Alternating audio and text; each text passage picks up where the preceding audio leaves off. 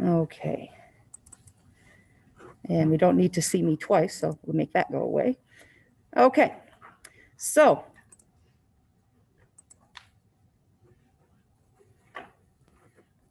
technology. Okay, go away, little dialog box. We're finally up and running. Sorry about this annoying thing here. I don't think I can move it. Maybe just a little. Okay, it should go away. All right, so welcome to Human Physiology, Biology 236. I'm going to be instructor, Dr. Barbeau. And before I get going too far into the lecture, how many of you, by show of hands, and feel free to look around, are pre-nursing? Okay, I see some hands aren't up. Okay, I see a couple hands aren't up. In the gray sweatshirt, what is your major? PA, physician assistant. Okay. Just make sure the physician assistant programs you plan on applying to, that this level of physiology is okay. I know when Francis Marion had a PA program, it was okay, but now their PA program is kind of not functioning right now, unfortunately. And my syllabus is online, and you could let them know, their registrar, and figure it out. Okay, you. No, not you. I'm doing PA. You're doing PAQ, okay, so the same thing applies. Okay, because if you're pre-vet, pre-med, or whatever, you need the upper level physiology, the 406, not this one, all right? But everyone seems to be in the right place. Okay, some of you I recognize from having seen before, but I'm a physiologist, I'm an endocrinologist, and I study reproductive physiology.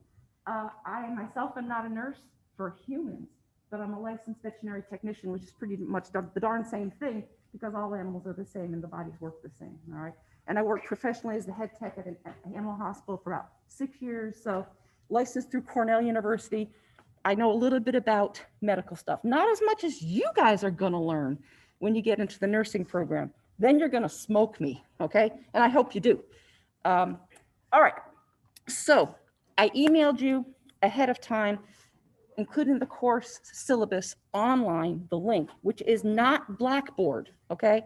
I don't like Blackboard. It's cumbersome, it crashes all the time, so I don't trust it. So if you looked at that link, which I'm gonna click this one to see that it works, and it doesn't wanna work for me, something about being hooked up. Okay, so it looks like this, the main page. My office is in LSF 204J. My email, you can email me directly through that link. Sometimes I check my office phones, but I've always got my phone and I can check my emails anywhere. So that handout that you picked up, the syllabus, okay? It is a streamlined version of the full syllabus, which is actually online, okay? So this is not the complete syllabus. I'm trying to save some trees, and I didn't feel like printing out 5 pages. So instead I printed out basically a little bit about course conduct and everything, the grading scale, the tentative schedule, which is, we're gonna stick to it pretty closely. And then the last page, this is why you need a hard copy, okay? And they're up here. On that, I've written in a number. You wanna write that number down and keep it, and then sign it and date it. And when you leave today, rip off this page and leave it at the stage. Because what I'm gonna do is I'm gonna take that number and I'm gonna match it to your name. And that's gonna be your randomly generated student number for the course. And that is for when we have a test, a quiz, whatever, and you have graded assignment. I mean, not only did I hand it back to you, but here is our online scores page, and your ID number will be here. And then you can look at your score for whatever it is, all right? So we've got 3 lecture quizzes worth 50 points. I'll explain that in a second. 4 exams, which are not cumulative. Big collective sigh of relief, and go. All right, because there's a lot of material. That's going to be too much. And we have 6 lab quizzes and 2 lab reports, and so the total course is worth 1,000 points, which makes it easy to figure out your percent score, because if you look up here, basically 899.5 points basically rounds up to 900 points. That's an A. If you get 850 points, that's a B plus, and 800 points is a B, 750 points is a C, and so on. It makes the math really easy, okay? I want to make sure that your grading is completely transparent to you and you're not wondering where these scores come out and where you are at any point in the semester. You'll always be able to figure it out. Do you know how to calculate a percent score? Here's what you do. If the quiz 1 is worth 50 points, let's say you get 45 points out of that. You take 45 divided by 50, divide that out, and then multiply that product by 100%, and that's a percent score. Real easy. As nurses, you're going to be calculating percents all the time, like drug dosages and stuff like that. So, okay, so that's the scores page. Now, we'll go over the syllabus, which hopefully you've already looked at. We have 3 lab sections, Monday, Tuesday, and Wednesday. Please come to your assigned lab section. If you know you're going to have to miss a lab because you've got an official excuse like doctor's appointment or something came up, please communicate with me, all right? Even if it's after the fact, say, oh, Dr. Barbeau, you know, I had car trouble, I couldn't make it to lab. Can I attend, say you're in a Monday lab, can I attend a Tuesday or Wednesday lab? Sure you can, but please let me know ahead of time because sometimes I have to make up reagents or solutions and I need to know how many people are in the lab, okay? But please try and make up a lab because after the week passes, there's no way to make up a missed lab. All right, and the labs rarely run the full 3 hours, okay? So I'm going to leave this all up to you to read through, but obviously the mask protocol holds whenever you're in class or lab. And we do try and space you out as much as possible. The lab has lots of cleansers and cleansing stations and things like that, but this is just for you to read up later. Okay, I'm going to go over the lecture textbook after I go over some quick course conduct things. But the lecture textbook is online, all right? If you click this link, it's going to pull up the textbook, all right, which you can view when you're online, okay? And it's all hyperlinked because PDFs have active hyperlinks in them. So when I post my blank PowerPoints or finished PowerPoints, any links I have in those PDFs are active and you can pull them up, okay? But I'm going to go over this. I find it's best to, if I go to homeostasis, I have little comments where it's highlighted. Those are the comments that I've inserted into the PDF. That's me talking to you, okay? And I've just made comments that coincide or are parallel with our lecture. So sometimes I'll have things, sections that say, skip this section, we're not covering it. Skip the section, all right? Now, sometimes I have big comments like that. That's kind of hard to see if you're online. So if you download it onto your computer, and I'll show you how to navigate through it when it's on, you know, hard copy on your computer, you can read those comments much better, all right? Because I've tried to make this bigger when I'm looking at my computer and that comment box is so small, it makes it really difficult. Okay, so back to the syllabus, makes it a little bit bigger for you. Okay, there is no published lab manual. I'm going to show you the syllabus. I have links to the handouts for every single lab. And so all the content of the course is online, except that doesn't mean don't come to lecture. Because when we were online, we were forced to, and then we came back 3 weeks after and students took their first exam. It was horrible because they didn't get the same impact. I tell stories, I have mnemonic devices, I have all these tricks that I pass on to you to help you memorize information. You can't get that from just reading a blank PowerPoint. It's just not the same dynamic at all. Trust me, this is real. And I probably don't even have to tell you that because you were taking courses online and I'm sure you didn't feel like you got the same education. It's not the same, all right? Okay, so everything's online. This course is not like anatomy. Is there anyone here who's taking anatomy right now? Okay, so parts and pieces, where they're located and what their names are, very complicated names and lots of it. But physiology requires that you know that and then know how those systems, I don't cover integumentary or skin, but I cover all the other things like nervous system, endocrine system, muscle system. Don't cover bones per se.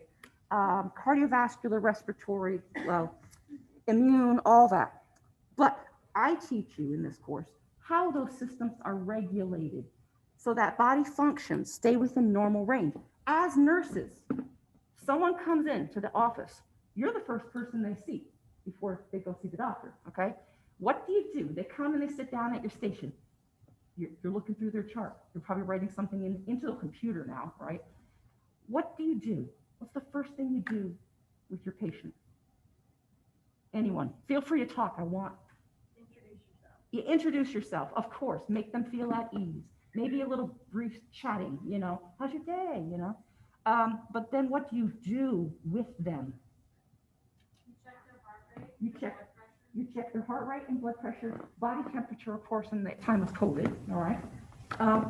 Maybe some other things. If in their chart it says they're diabetic, you might, I don't think the doctor does this, you might do a quick blood test to make sure that blood glucose is within normal range. If you look at their chart and see some other things, you might run some additional tests. And then the doctor sees all this information down when they sit with the patient, okay? You're looking at body functions like blood pressure and heart rate to see if they're within normal range. If they're not within normal range, now we have an issue. If they've drifted out of normal range, it means the body's normal regulatory mechanisms to fix it within normal range aren't working.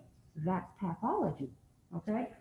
And that's where medical care steps in to try and get things back into a normal range when the body can't do it itself. So I'm teaching you how the body does it itself. And then we'll talk about what happens when you have pathology, okay? So how the body regulates itself for body functions to stay in normal range.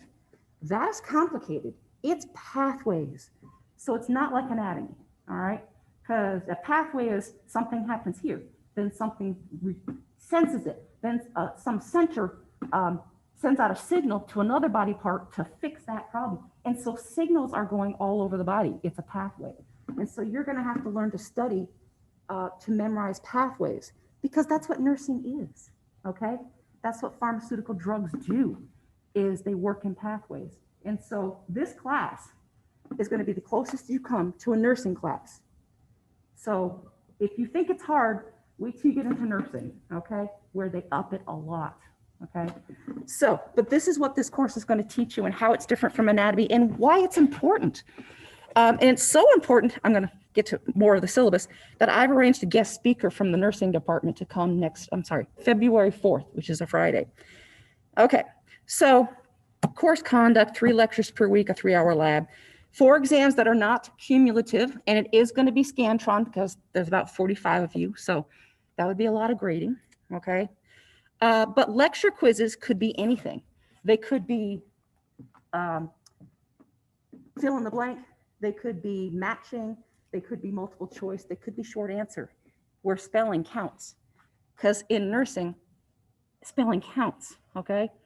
Because as a nurse, you interact with the person first, the patient, and you write everything down on paper or in a computer. Most of it's computer now. And if you misspell something and it has an effect on what the doctor perceives on that chart, you've messed things up for the patient, okay? Plus it just looks unprofessional. You don't want the doctor to see all your misspellings. We're not doing a lecture writing assignment because the lab report is enough, but we will have 2 lab reports. I will talk about that when we have our first lab. I'm not going to take too much class time doing that. There's no points for attendance, but at some points in the semester, the registrar or financial aid wants to know the last time a student attended class there. And technically, you are allowed 6 excused absences. Any more than that, you can be dropped from the class because you're going to fall so far behind by missing. Okay, so I have here the nursing, see, look that back. I have to fix that. I can't stand that missed space. So it looks terrible, looks sloppy. But the coordinator that is the liaison for you guys as pre-nursing students is Kelly Heavner. And so I've got her phone, and this is a link to her email, because you're going to be, how many people are applying this spring to the nursing program? Okay, you're going to have all these questions. Where's the form? Do I need to have, what vaccinations do I need? Da, da, da. All these questions, and they're real questions. And I know you talk amongst yourselves, that's great, but what happens if the person you talk to is misinformed and you screw something up in your application? If you have any questions, this is the person to ask it. She's the one who's receiving the applications, all right? Okay, so I've already gone over this. Here's the grading scale, it's pretty typical. And we're gonna get to the schedule here in a second. How many people know about the nursing grading scale? Someone want to explain it for people who didn't raise their hand? Someone project nice and loud. Is it like 95 and 8 and then everything else? Something like that, yes. And what is the passing score? Below which you fail, a C. Anything lower than a C is failing. And you can retake a course and you must pass it. But if you fail it again, you're out of the program, okay? They have much more stringent grading policy. So use this course as a way to sharpen your study skills so that you're ready for the nursing program and the challenges. It's worth it. I went through a grueling vet tech program. Trust me, we started with 40 students. We ended with 15. That was what we lost because it was hard. It was hard. And it should be hard because you're going to have lives in your hand. So if you've seen this, you know that if you click this blank PowerPoint, then the PowerPoint comes up. And this is what I'm showing you today. So I don't need to do that. If I can move this thing. For every chapter, I have a chapter study outline. It tells you what you should know. And sometimes I have extra reading assignments that if you click those, it'll bring you right to it. All right, so I'm making this very user-friendly to you. All right, so that's the study outline. I provide a practice exam. So once you've studied, test yourself. It gives you an idea of how I ask questions. So you're ready when we have our first quiz or exam because you've seen how I ask questions. Okay, and then you go through, and then at the end, so that's a good one for chapter 1. That's like 30 questions. That's a lot. Then I have the answers. And notice that on these practice exams, I can have multiple answers. All right, that's how the nursing program does it. I'll also have these flow diagrams, which I will show you when I get started on the PowerPoint. Okay, so often I link these flow diagrams in the PowerPoint, but they're also found on the syllabus. So no labs this week because we started today. So, and look, no lab next week gives you a nice ease into the course because MLK Day on Monday, I can't have lecture or lab. So if I can't have lab on Monday, I cancel it Tuesday and Wednesday as well. So when we do have our first lab, it's actually the week of January 24th. And here is the lab handout. So you'll want to print that out or have it on your computer when you come to lab, okay? And it has the experiment and the background and everything like that. All right, any questions so far? Because I want to show you how to navigate the syllabus. We good? Awesome. Okay. So let me back out of this because I don't think I need it now. Okay, so the textbook. Let me escape out of this and go to the textbook. Now, it is a free online PDF wiki textbooks, which means I've gone through it and it's pretty good. But where it's lacking or doesn't emphasize enough the things that I want you to know, because I know what you need to know for entrance into nursing school, all right? I've asked the nursing department, what do you want your entering students to know from physiology? And they've told me, and so I've done it. Okay, so you can change the width of this so it's easier to read by going up to this little thing right here when you're in Adobe, and it makes it bigger. And the comment boxes are off to the side. You can go to this little tab right here, which gives you the chapters. So homeostasis, this is what we're doing this morning. We'll get into it, not all of it, but there it is, okay? What is homeostasis? And so they give a definition, but you know, what I've talked about here, sorry. Body maintains homeostasis of body functions like blood pressure, heart rate, blood glucose through negative feedback. It's a pathway. And I'm going to introduce you to those pathways this week. Now, sometimes I have big comments. This one isn't. You can see it very easily. But sometimes they're, oh, go away. Sometimes they're much longer comments like negative feedback. So here, if I click this, it comes off to the side here. Don't you hate pop-ups? Okay. And then you can read through the whole thing.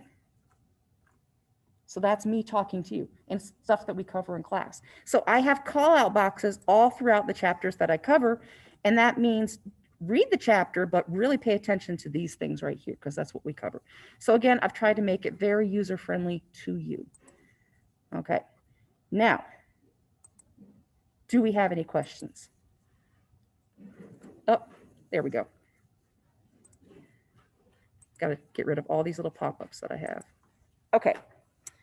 I wish we had a clock in here, but all right. Sorry for all that talking, but I kind of wanted to give you an idea what you're in for and how this course is important for you as the last step to the nursing program.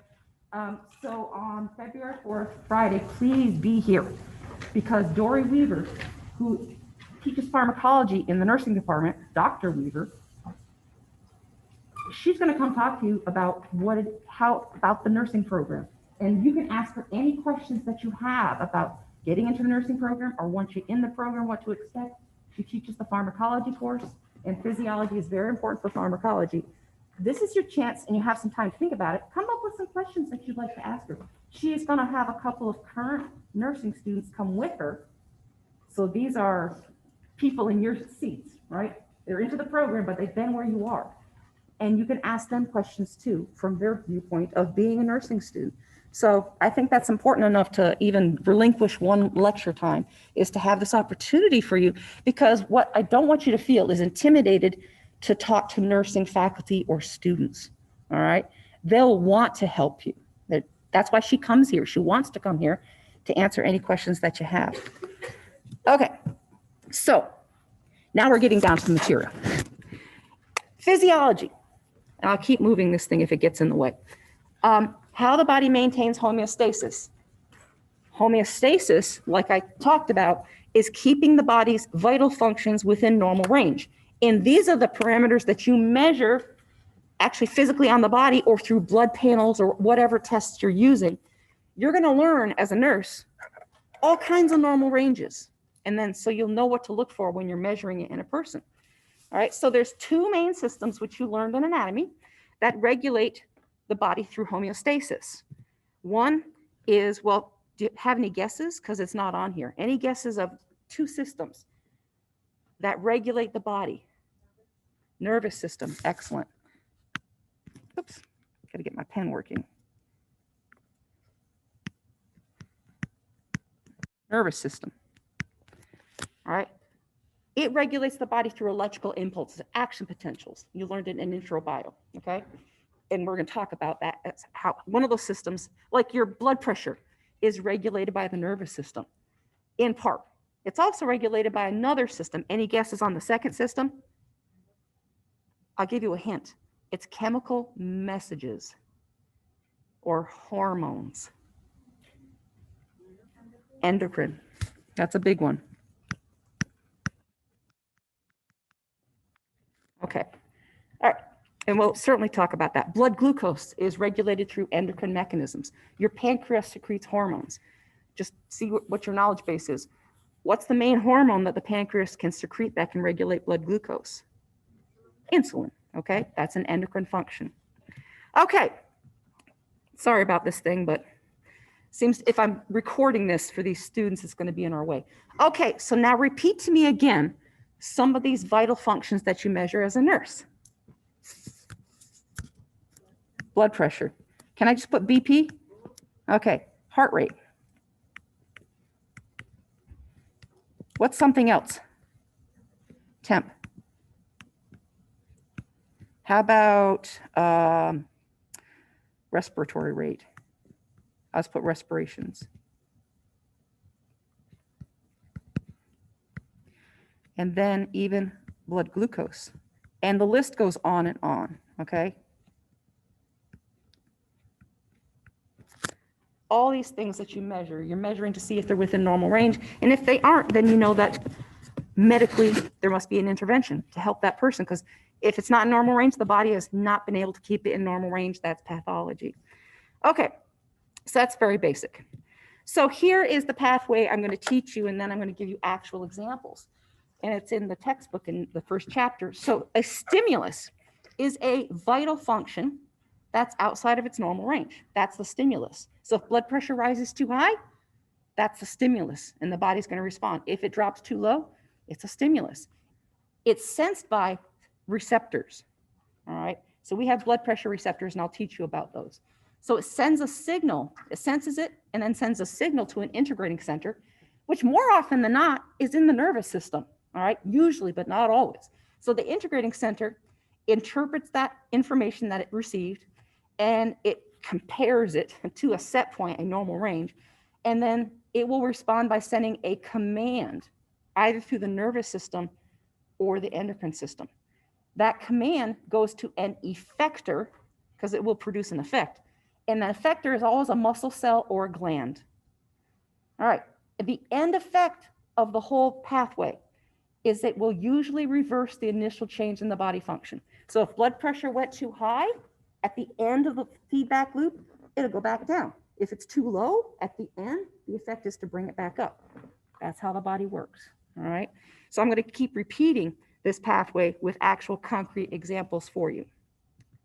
So feedback loops, your first pathway, all right? Positive feedback. This is something that when a stimulus happens, instead of the body trying to bring it back within normal range, the body stimulates more of that and more of that and more of that. Keep it going, all right? And I'll give you a couple of good examples, which you'll never forget. But it is a rare feedback system in the body. I can only think about a few examples. Other than that, negative feedback, that's the most common feedback pathway in the body. That's really how the body regulates itself, like the example of blood pressure. If something drifts outside of normal range too high, what's negative about it is reverse that change at the end of the pathway, and vice versa. If it's too low, it'll bring it back up to within that normal range. So I'm going to give you two examples of positive feedback, and then I'll give you some examples of negative feedback. And this is your introduction to a pathway. So positive feedback loop, breastfeeding a child and oxytocin release. Couldn't be more common, okay?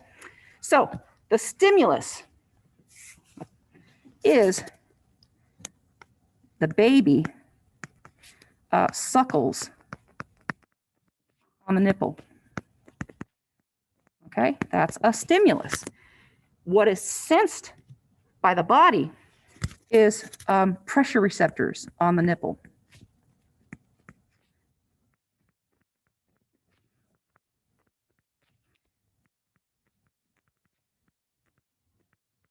All right, so it senses that the nipple's being touched.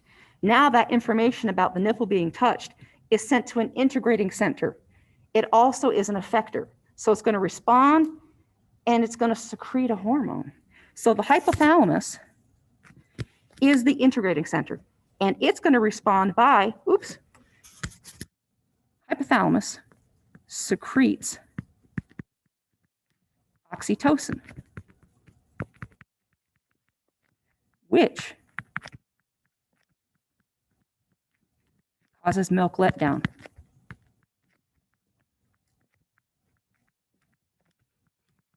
From mammary glands. Believe it or not, just because the mammary glands make milk doesn't mean they're going to release it. They're almost waiting for permission to release that milk out the nipple. And the permission is a chemical messenger called oxytocin. Once oxytocin's in the bloodstream, the mammary glands release that milk into the milk ducts into the baby. So the end effect is, sorry, touched the screen, it went ahead, is milk release. Now, it's a positive feedback because as long as the baby keeps suckling on the nipple, you have more oxytocin release, and then the milk let down. And the baby keeps suckling, more oxytocin, more milk release. If the baby stops suckling, the stimulus goes away, oxytocin secretion stops, milk letdown stops. That's a positive feedback loop. It keeps happening as long as the stimulus is there. When the stimulus stops, the effect stops, okay? I will tell you a story, which is amusing because I say here, the stimulus for milk letdown is the baby suckling on the nipple. That is not my experience. Sometimes, I worked for a vet, a woman vet, and she had recently given birth to her son. And so the son's in, being cared for by the dad at home because it was a night shift. And so I'm working with her, patient comes in, the human comes in with the patient, which is a dog that's had puppies. And so it's really an adorable meeting, and the puppies are squealing and they got all that, puppy chow breath, and it's just adorable. And they're crying, making all these noises. The vet, without saying anything to me, gets up, walks out of the room. And I look at the client and I'm like, WTF, I don't know. And so we continue, and then a few minutes later, she comes back in, she's changed her top. And then said nothing, and we went on with the appointment, and they left. And then I said, what happened? Why did you leave? She said, the sound of the puppies crying caused milk letdown. I milked through my shirt. So auditory, hearing a baby cry, even if you're empathetic to animals, hearing a puppy cry could actually cause milk letdown. All right, so it's not always tactile stimulation. It could be auditory. It's just an interesting little thing I found out. Okay, the other positive feedback. It still involves kind of the same players, the hypothalamus and oxytocin, but it's a very different situation. Positive feedback in birth, okay? It's still going to involve sensors, the hypothalamus and oxytocin release, except the concentration of oxytocin in the bloodstream is going to be gargantuan compared to the oxytocin that's released when a baby is nursing. So the stimulus is the baby's head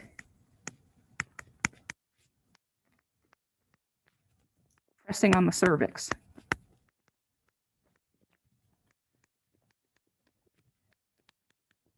Okay, because when the baby is being born, it's in a head down position, which is the normal birth position. That is pressing on the cervix, which is right there. Okay, the cervix has stretch receptors. Sensor is cervix stretch receptors.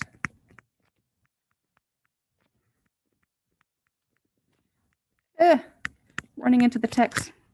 So the cervix stretches, it's going to send a signal that's being stretched to the hypothalamus, which, oh, I don't want the laser pointer, I want my pen, which releases oxytocin.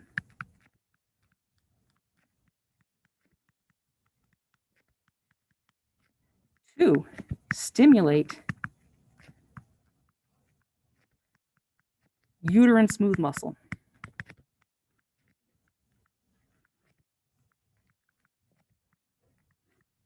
To contract, and to contract strongly. Okay, so you don't have control over smooth muscle in your body. Okay, the uterus is composed of smooth muscle. So we have a lot of women in the class. Go ahead and voluntarily make your uterus contract now. Nothing happens, right? You don't have voluntary control of that. That is going to be controlled by hormones like oxytocin, and then it will contract. So the end effect is, oops, I ran over, is uterine contraction. So it's okay to overlap. It's a positive feedback loop because as long as the baby is pressing on the cervix, as long as the cervix is being stretched, you've got more oxytocin release, you've got more uterine contraction, cervix stretches over and over and over until the baby clears the cervix. And then after the baby comes out, the placenta comes out, so it's not quite done with that. When the cervix is no longer being stretched, oxytocin release stops, uterine contraction stops, all right? That's positive feedback, as long as the stimulus is there. All right, and I like this image because look how small the cervix is. Yee! Okay, all right. But how do you feel about this pathway? Stimulus, sensor, integrating center, and effector, which is a muscle cell or gland, and the hypothalamus does secrete some hormones. And then the end effect is what happens. Okay, but that's positive feedback. Let's get into a negative feedback loop, which is what most of the body is regulated by. Okay, body temperature. It was hella cold this morning. I was up at 8 o'clock feeding my goats, and it was cold. So my body had to regulate its temperature because the cold temperature is going to throw it out of its normal range. So there's a range for normal body temperature, and because some people it could be normal to be 99. Some people it could be normal to be 97. I go like between 96.5 to 97, so I'm a little on the low range. That's normal for me. But what is outside that normal range for someone's particular physiology, it's going to be regulated. So let's say it's really, really hot and your body temperature starts to increase above that set point. That's the stimulus. It's sensed by thermoreceptors.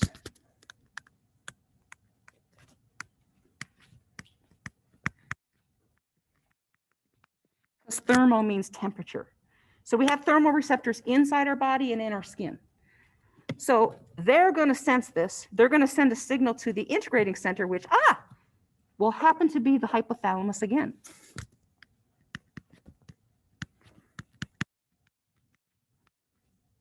Okay. And it's going to be its anterior nucleus.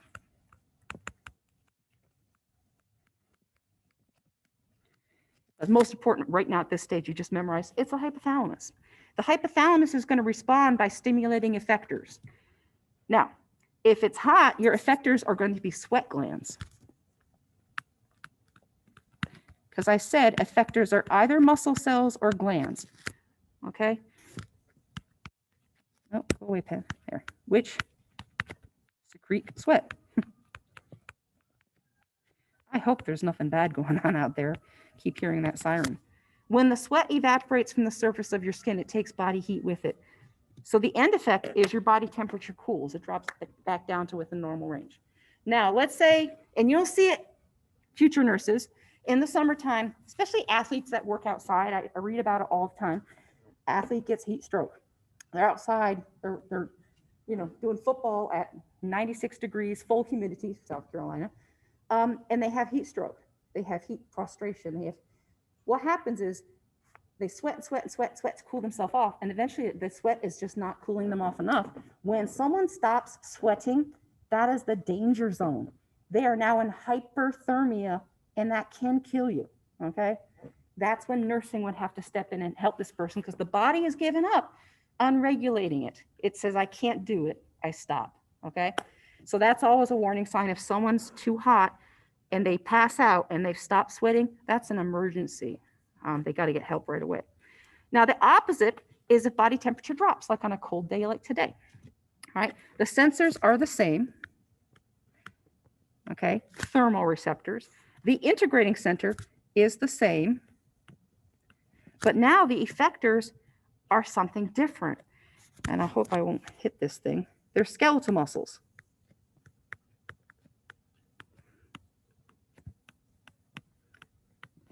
And they shiver. They contract on and on. You all experience shivering. That's your skeletal muscles shivering. When skeletal muscles contract, they produce heat. That warms you up. And so the effect is body temperature goes up because of the heat generated by your skeletal muscles. Now, if someone is so cold for so long that the shivering stops, that's an emergency. That's hypothermia. And yes, you can die of that. All right. So that's when nursing steps in to save the patient. But the body's trying to regulate through negative feedback. When the body stops or fails to do it, you have a pathology or an emergency on your hands. How's that for a negative feedback loop? Now, to practice these, it's not enough to just stare at the PowerPoint slide and say, oh, I've got it. The best way to study pathways is to write them out. So what I've provided you is, I provided you with blank flow diagrams and a key. So if you click this within the PowerPoint while you're looking at the PDF online, it will bring you to a blank diagram. If body temperature is too high, the sensors are, and you now know, thermal receptors. The integrating center you now know is the hypothalamus.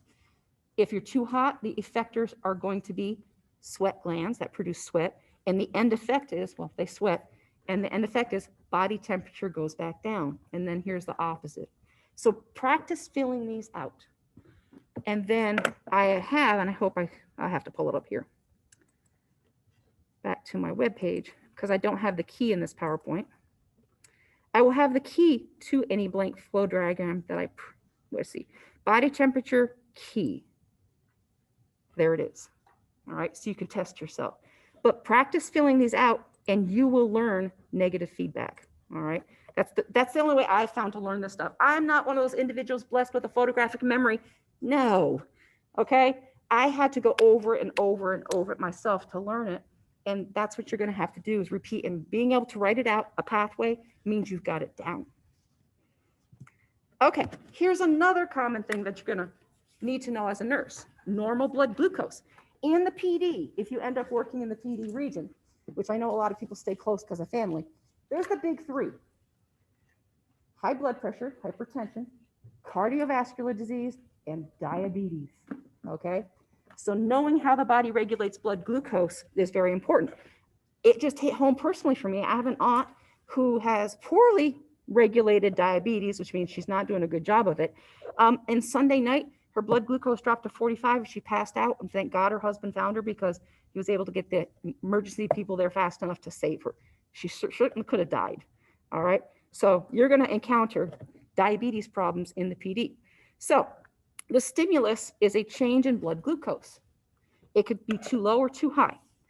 Now, I'm not going to give you numbers, but if blood glucose rises too high, now this can happen after you've had a sugary drink or eaten a meal. Your blood glucose is going to spike, all right? It's going to go above the normal range. So it's going to be sensed by the pancreas, okay? The sensor, integrating center, and effector is all the same thing, is the pancreas. It is always monitoring your blood glucose. It's also the integrating center. And it's also the effector because it's going to secrete something. What does it secrete if blood glucose is too high? Insulin, okay? Oh, hold on. I'll say pancreas secretes insulin. Now, you all seem to know that when blood glucose is too high, the pancreas secretes insulin.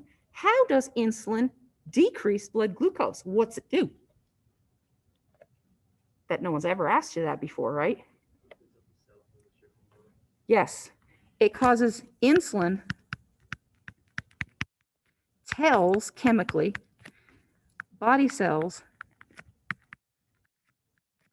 to take in glucose from the blood. Here's a funny fact about your body cells. There could be all the glucose in your bloodstream that they could ever want, but they won't touch it unless they get a permission by a hormone called insulin. They won't take it in. That's how people who have type 1 diabetes who don't produce enough insulin, their cells can't take in the glucose that's there. Does anyone know what the problem is with type 2 diabetes, known as insulin resistance? It's different. The pancreas is working, producing insulin. What's the problem there? Anyone know? Some of you might know a lot about diabetes. Here's what's happening.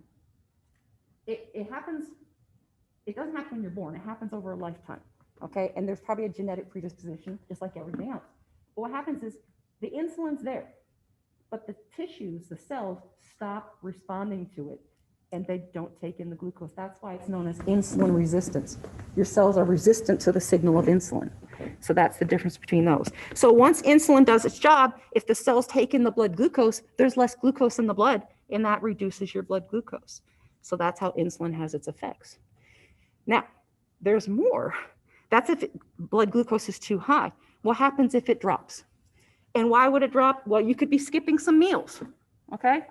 If you skip a few meals, your blood glucose is going to drop, especially if you're active. In a hospital setting, blood glucose can drop if a patient is very, very sick and they're not eating, okay? Trying to think of some other reasons. Yeah, that's the main one.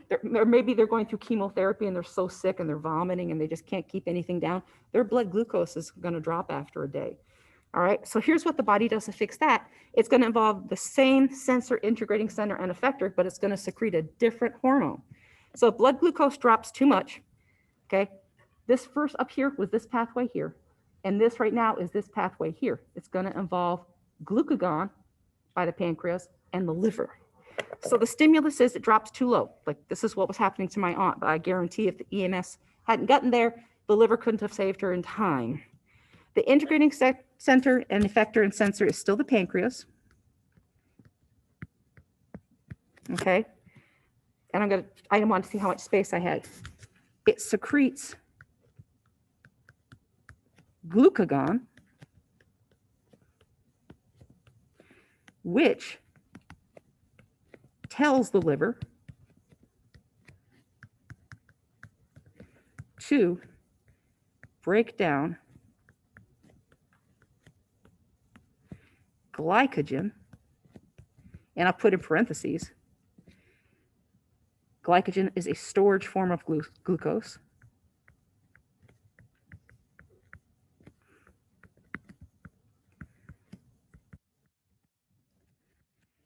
Oop, go away. Go away. Move you up here. Glucose. Nope.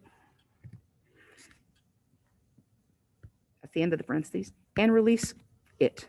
And release the glucose. All right, so that's a big pathway. But, so if your blood glucose drops, the pancreas is still involved. Now the alpha cells release glucagon. And here, make a little note in your notes.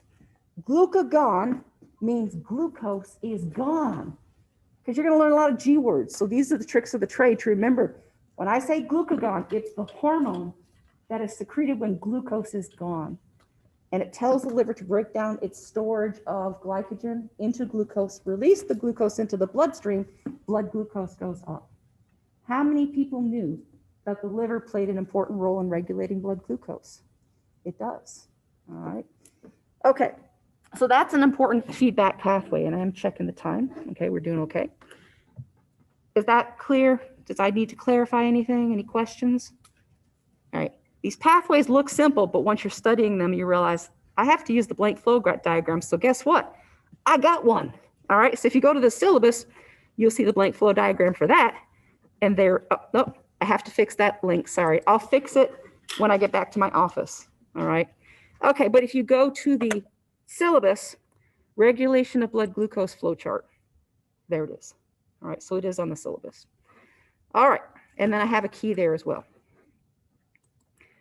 So we won't get to all this today, but I'll be able to introduce it to you because when I asked what are those vital signs that you take as a nurse, one of the first things you do after introducing yourself, making a little chit chat to make them comfortable, you take body temperature, blood pressure, heart rate, maybe respirations and things like that, because blood pressure is so important.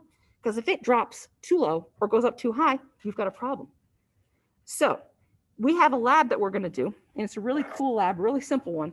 If you've been lying down for a certain amount of time, even as little as 5 minutes, if you get up suddenly, you might see, whoo, you know, maybe see some stars. Most of you are young and healthy, no problem. Because when you're lying down, your head, your feet, and your heart are all at the same plane. And your heart doesn't have to pump very hard to get blood to your brain or your feet respectively, because there's no, the effective gravity is equal on the body. As soon as you stand up, now the head is here and the heart is here. Blood, arterial blood in your arteries is being pulled down by the effective gravity you just introduced. Your body's got to fix that, because if you don't get enough blood to the brain, you're gone. You're going to pass out. Your body fixes that through negative feedback quickly, within seconds. So the first thing that happens is the stimulus. You stand up and basically blood pressure drops, all right, when you stand up. That's the stimulus. This, I guess I didn't have that. So the sensor, this cord is very sensitive, so I'm trying not to hit it. The sensor are baroreceptors. I can do better than that. I'll make it big. Baroreceptors in the aortic arch and carotid arteries. I'm going to have a GIF that shows up here in a second that might block that, but if you've written it down. So while you're writing it down, let me ask you this. Baroreceptors. Baroreceptors are stretch receptors. You can make that note. Baroreceptors are a category of receptors that sense stretch. They're located in the aortic arch. Where's that? Anatomy peeps. Where's the aortic arch? In the heart. And the heart comes out of the heart and then makes a bend. All right, that's the arch of the aorta. There are baroreceptors, stretch receptors for blood pressure there. Where are the carotid arteries? Going up in your neck to your brain. In fact, one of the things coming off the heart is the common carotid artery, which branches into a left and right branch. These are very logical places to have stretch receptors for blood pressure, because blood coming out of the heart through the aorta is at its highest pressure it's ever going to be. And the carotid arteries are delivering blood to the brain. There's stretch receptors there. Very good, because if your brain is not getting enough blood pressure, you could pass out. So they're very logically located. So what happens, let me check my time, I don't want to go over, is it's sensed, and we'll finish this on Friday, by the medulla oblongata of your brain. It will stimulate two effectors, your heart and your arteries itself, to increase your blood pressure. And I'll fill this out on Friday, don't get to it today, but that happens within seconds of you standing up. It corrects this through negative feedback. So you survived your first human physiology lecture. Was it as bad or tough as you thought? Okay, remember I have copies of the syllabus here and then the sign-in sheet, yes.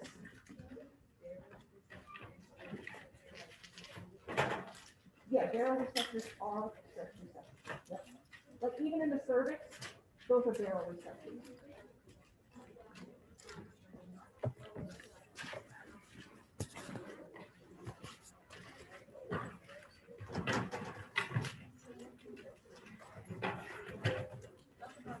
Yes.